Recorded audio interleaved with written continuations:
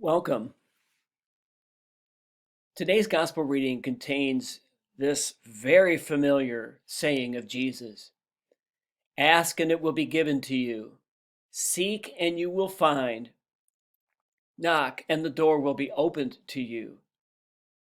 For everyone who asks receives, and the one who seeks finds, and to the one who knocks, the door will be opened. I think this particular passage from the Gospel of Matthew is often misunderstood. It has been translated by some preachers to mean that if we believe in the gospel, that God will grant us wealth and cars and success and all kinds of good material things. It's called the gospel of success. But that's not what this reading refers to at all. It does not literally mean that whatever we ask for, we will be given if we believe. When Jesus says to ask, to seek, and to knock, he is asking us to seek for what we need to make the reign of God a reality in this world.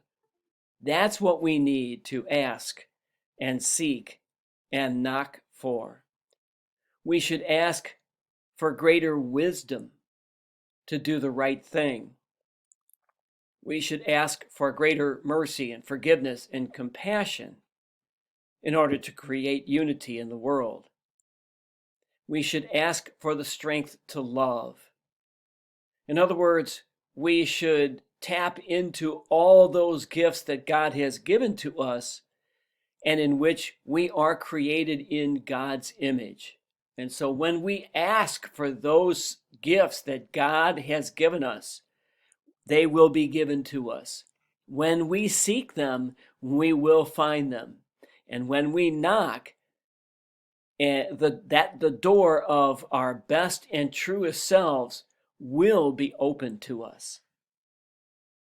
Thank you for watching today.